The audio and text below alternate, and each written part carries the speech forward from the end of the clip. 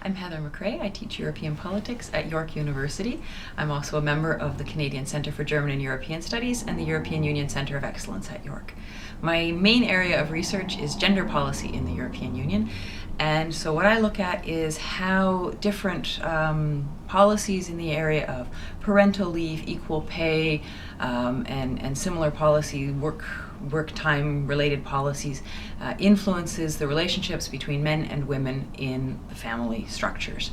So for example, I've done some research in the area of parental leave especially, and looked at how European Union policies towards parental leave, which for example recently gave, or several years ago gave, individual parental leave rights to men and women, how that changed structures in the family in Germany and encouraged more men to take parental leave, but it also encouraged the state to implement new policies which would allow those men to properly take advantage of the policies.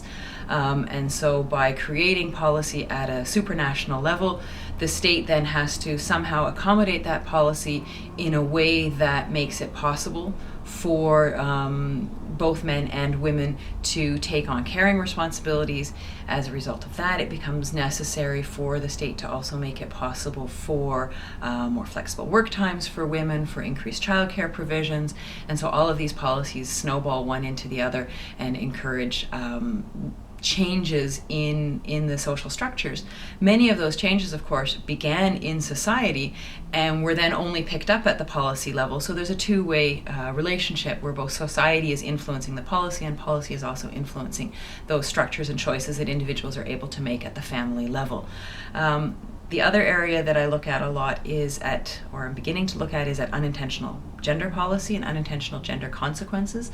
So with a number of colleagues, we're looking at how even though the European Union has implemented strategies of gender mainstreaming and ensuring that all policies are gender neutral, that many of these are just being brushed off as gender neutral at the very beginning and never actually being investigated for real gendered consequences.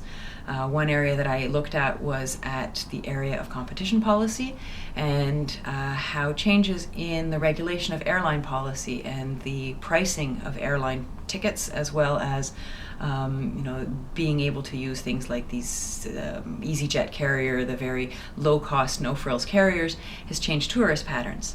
And by changing tourist patterns within Europe, you're also changing patterns of sex tourism, prostitution, and all sorts of other things, which of course also has influences on the gender regimes in various different member states.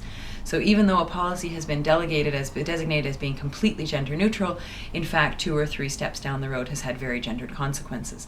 So we're looking at whether there's a way for the European Union to actually think about these sorts of policy implications, even though there's something that won't be happening until well down the road.